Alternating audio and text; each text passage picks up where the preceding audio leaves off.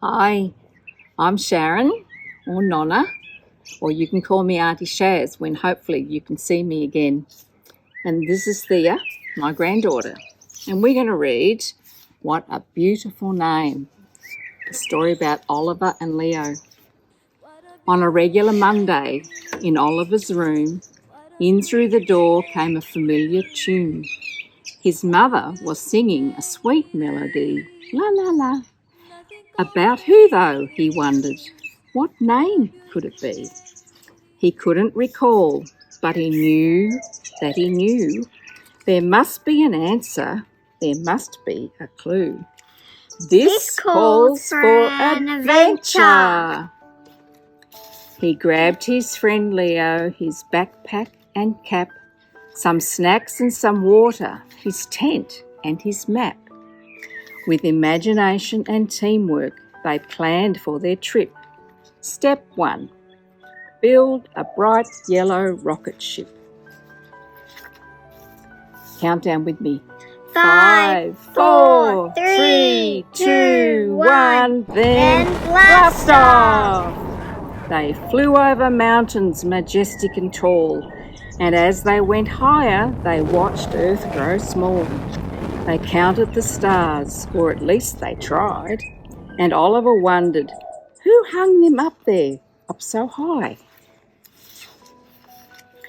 Then floating along in the great open skies, with beauty now filling his heart through his eyes, the words to the song drifted into his brain.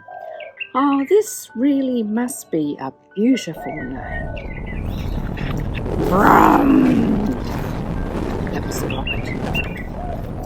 They set up their tent and studied their map and told funny stories and shared all their snacks. They danced and they sang late into the night, excited to set out again at first light. Grateful for friendship and good company, they continued their quest, this time on the sea. The name that they searched for felt closer and nearer, and Oliver's longing to know it grew clearer. With wide eyes, he looked all around and exclaimed, this really must be a wonderful name. Then the ocean grew darker and wilder and wider. The waves rose like giants, higher and higher. But his heart held on tight to the words that were true. The name is not just beautiful and wonderful, but powerful too.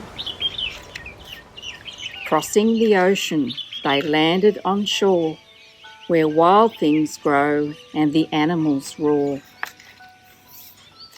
There in the shade of a palm they would rest, recounting the clues they had found on their quest. And lying there thinking how far they had come, Oliver's mind wandered home where the search had begun. Then, remembering a moment in church, Oliver jumped up all excited. I know where to search! One church day, we kids were singing this song. What if the names in the book we've known all along? So out of the jungle and over the seas, Leo and Oliver raced at full speed. Then over the mountains to Oliver's door, they dashed for the books that covered the floor. It's this one, cried Oliver, holding the book.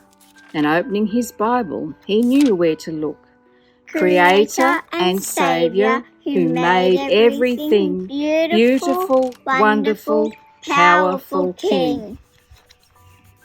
He'd known all of this before blasting off, before setting sail, before jungles and rocks, in boats and in rockets and tents out in space. The name had been with them in every place. And the most beautiful, wonderful, powerful part, it was the name of the person alive in his heart. Their adventure had paused because adventures don't end, and Oliver, yawning, snuggled his friend. Dozing to dreamland, he heard that same song about the name of all names that he'd known all along. Jesus!